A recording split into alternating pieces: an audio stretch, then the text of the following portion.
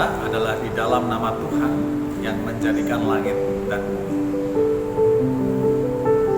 Kasih karunia dan damai sejahtera dari Allah Bapa kita dan dari Tuhan Yesus Kristus menyertai saudara sekalian.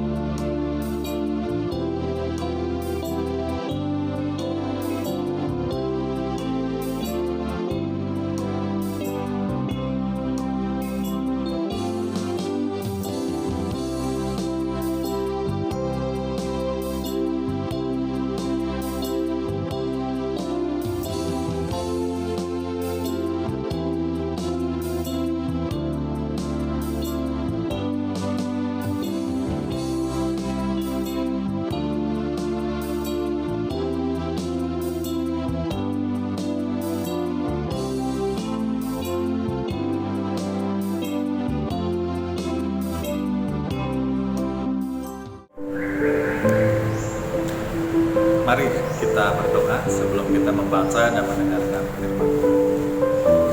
Kami bersyukur Tuhan, pada pagi ini kami kembali bersama-sama boleh mengikuti ibadah, dan kami boleh bersyukur juga untuk kesempatan yang Tuhan berikan sehingga kami dalam tubuh yang sehat dengan kekuatan dari Tuhan, kami boleh ada sebagaimana kami ada sekarang. Sebentar kami mau membuka firman-Mu, kami mau membaca dan merenungkannya. Kiranya Tuhan juga yang menolong kami sehingga kami mampu mengerti firman-Mu dan mampu melakukannya dalam hidup kami hari demi hari. Terima kasih Bapa, kami berdoa hanya di dalam nama Tuhan Yesus Kristus. Amin.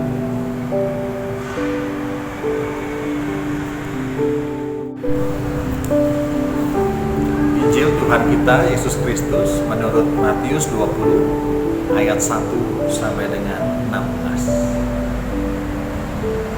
Demikianlah Injil Yesus Kristus. Berbahagialah bagi setiap kita yang mendengarkan firman Tuhan, merenungkannya serta memeliharanya dalam kehidupan sehari-hari. Haleluya.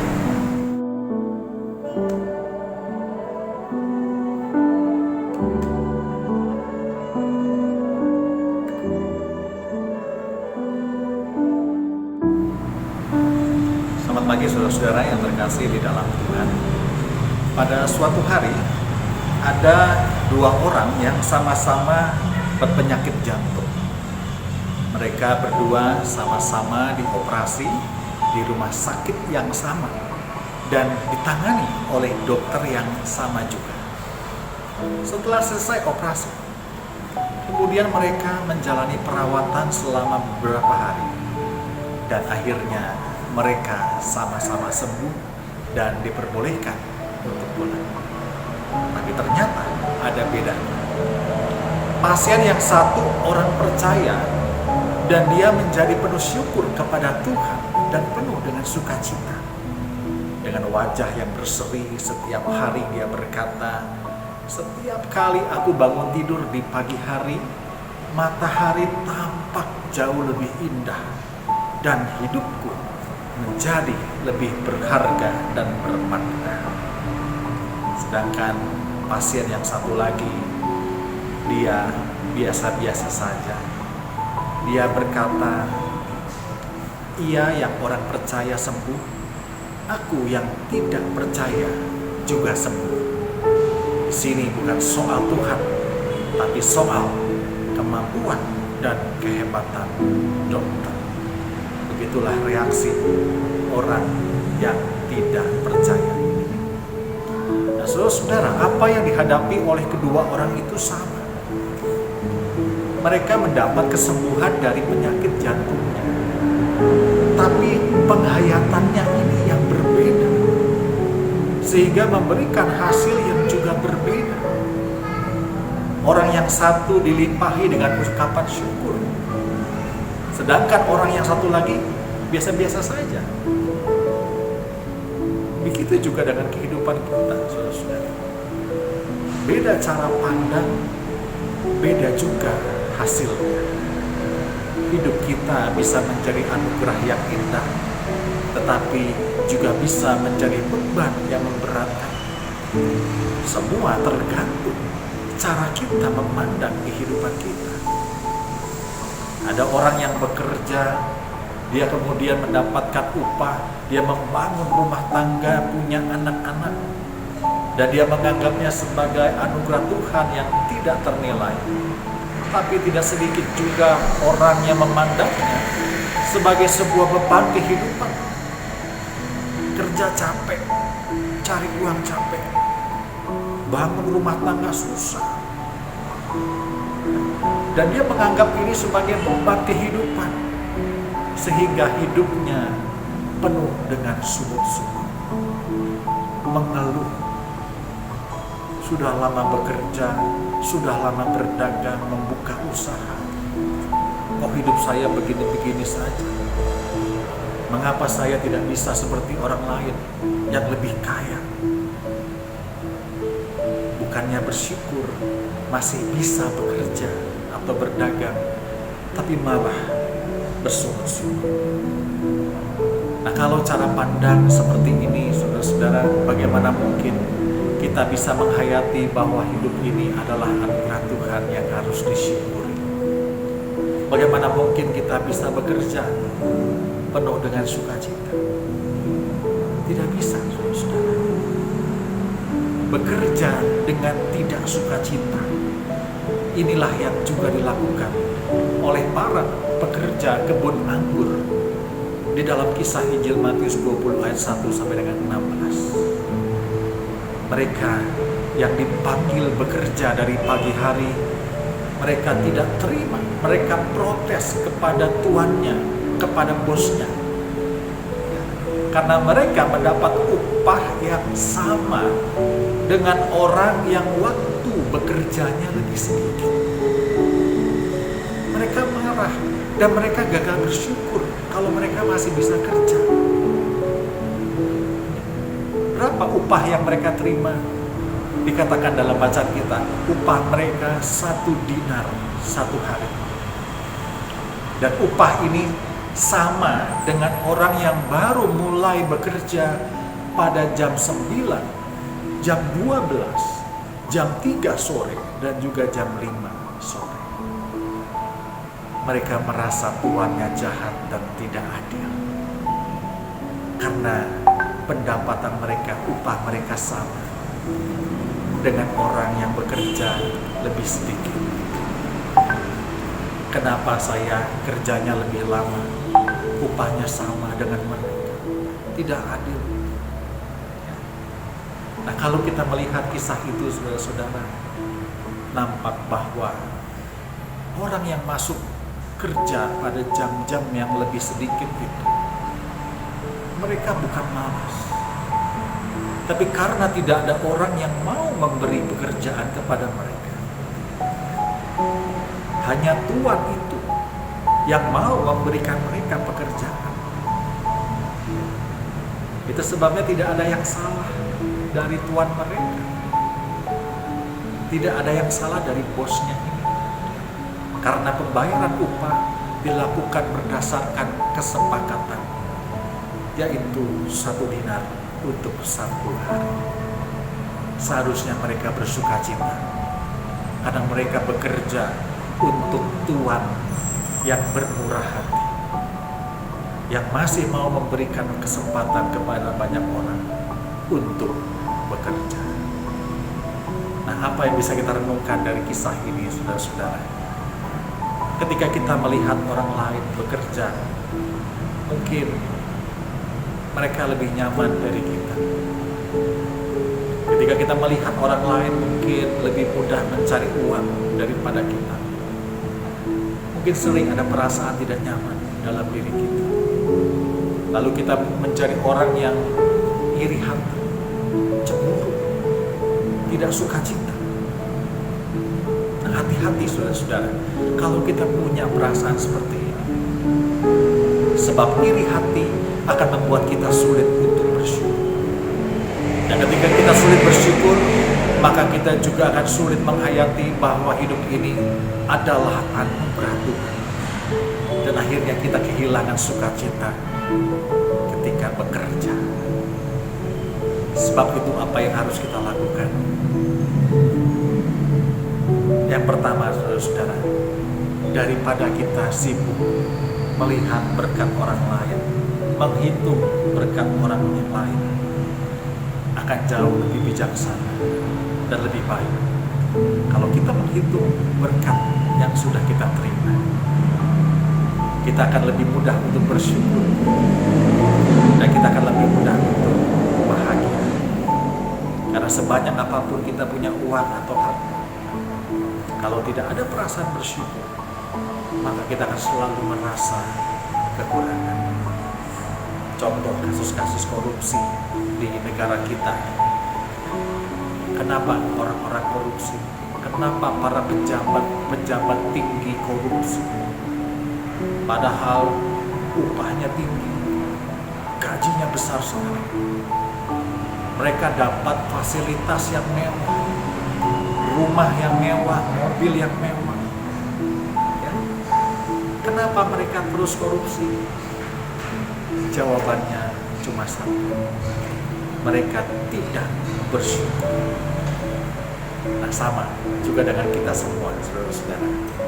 Rasa syukur itu adalah respon kita terhadap pemberian Tuhan.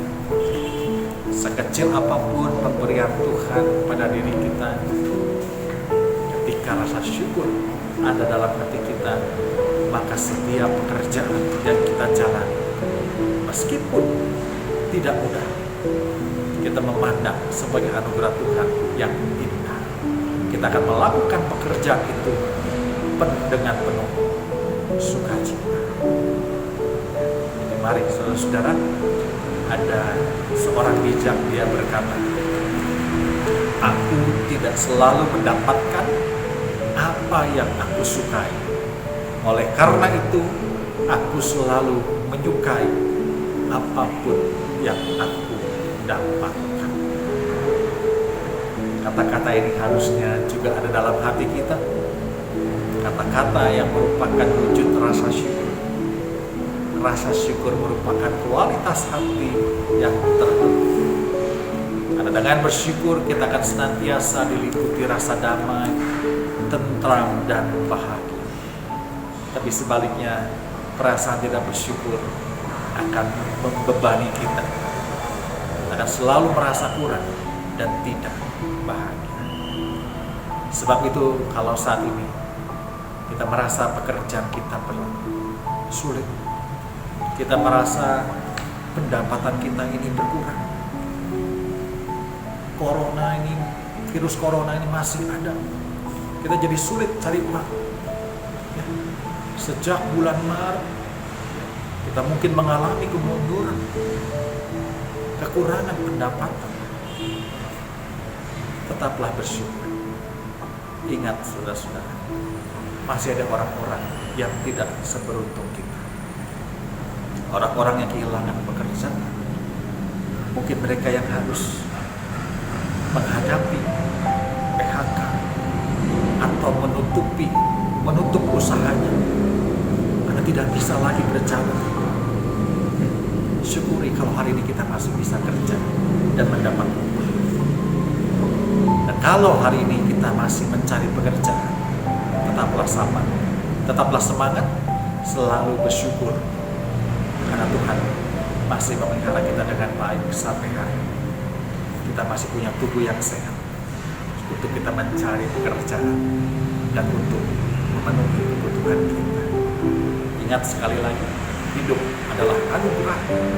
Berhentilah mengeluh dan bersungut-sungut dalam bekerja. Jalani apapun pekerjaan kita, nikmati itu, dan bekerjalah dengan ucapan syukur kepada Tuhan. Amin.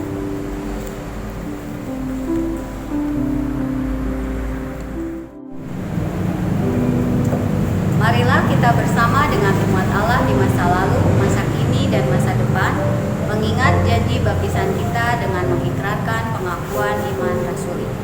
Aku percaya kepada Allah, Bapa yang Maha Kuasa, Khalik langit dan bumi, dan kepada Yesus Kristus, anaknya yang tunggal Tuhan kita, yang dikandung dari Roh Kudus, lahir dari anak darah Maria, yang menderita sengsara di bawah pemerintahan Pontius Pilatus, disalibkan, mati dan dikuburkan, turun ke dalam kerajaan maut. Pada hari yang ketiga bangkit pula dari antara orang mati, naik ke surga, duduk di sebelah kanan Allah, Bapa yang Maha Kuasa. Dan dari sana ia akan datang untuk menghakimi orang yang hidup dan yang mati. Aku percaya kepada Roh Kudus, gereja yang kudus dan am, persekutuan orang kudus, pengampunan dosa, kebangkitan orang mati, dan hidup yang kekal. Amin. Mari kita naikkan doa syafaat kita.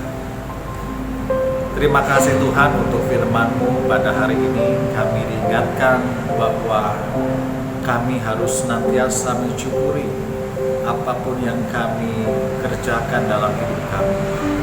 Pekerjaan, usaha, yang semua kami lakukan, kami mau merasakannya sebagai berkat Tuhan yang indah. Itu sebabnya Tuhan, biarlah dalam masa-masa pandemi ini kami boleh hidup dengan penuh sukacita ketika kami harus mengerjakan setiap apa yang menjadi tugas dan tanggung jawab kami. ketika kami harus memenuhi kebutuhan kami, mungkin kami berdagang, mungkin kami menjalani usaha, biarlah semua itu kami lakukan dengan penuh sukacita. Berkati setiap kami ya Bapa, kesehatan, pemeliharaan dari Tuhan, biarlah semua itu boleh ada dan boleh kami alami dari hari ke hari. Walaupun masa pandemi ini belum berakhir, tapi biarlah kami boleh penuh dengan sukacita. Kami boleh menjadi anak-anak Tuhan yang terus semangat, yang terus mampu menjalani tugas panggilan kami di tengah-tengah kita. Kami berdoa untuk setiap rekan-rekan Komisi Tunarungu dimanapun berada ya Tuhan. Berkati setiap keluarga, setiap pekerjaan, aktivitas kami. Biarlah semua boleh kami hidup dalam sukacita Tuhan. Berkati juga gerejamu GKI Terusan Pasir Koja. Biarlah dalam masa-masa pandemi ini, gereja Tuhan boleh terus menjadi berkat, boleh terus menjalani setiap tugas dan pelayanan itu juga dengan penuh sukacita. Terima kasih Bapa, inilah doa kami. Kami berdoa hanya di dalam nama Tuhan Yesus Kristus. Amin.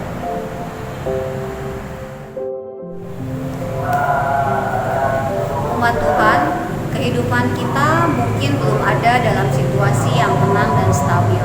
Namun di dalam anugerah dan kasih-Nya, marilah kita tetap menyatakan ungkapan syukur kepada Tuhan seperti yang dikatakan di dalam 2 Korintus 8 ayat 12. Sebab jika kamu rela untuk memberi, maka pemberianmu akan diterima. Kalau pemberianmu itu berdasarkan apa yang ada padamu, bukan berdasarkan apa yang tidak ada padamu.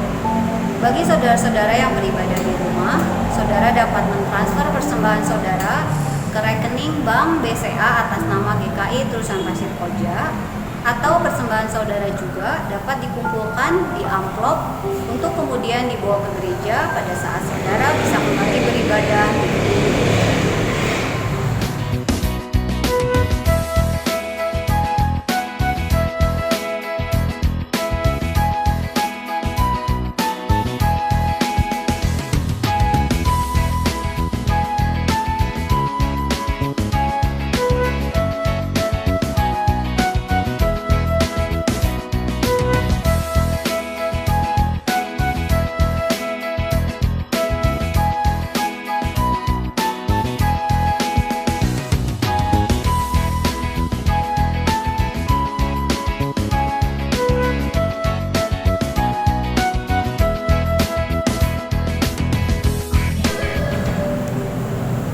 Teman-teman, mari kita berdoa. Tuhan, Allah Bapa kami yang bertahta di dalam kerajaan surga, terima kasih Tuhan untuk waktu dan kesempatan yang sudah Tuhan berikan buat kami saat ini, di mana kami sama-sama beribadah di rumah ya Tuhan. Biarlah apa yang kami lakukan ini tetap tidak mengurangi sukacita kami selama kami melakukan ibadah di rumah. Tuhan Yesus, saat ini kami juga akan mempersembahkan sebagian dari berkat yang sudah Tuhan berikan buat kami. Biarlah apa yang kami berikan ini ya Tuhan bisa dikelola sebaik mungkin ya Tuhan, dan bisa menjadi berkat buat orang-orang di sekeliling kami. Terimalah persembahan kami ini ya Tuhan, berkati semuanya Tuhan. Di dalam nama Tuhan Yesus kami telah berdoa dan mengucap syukur. Amin.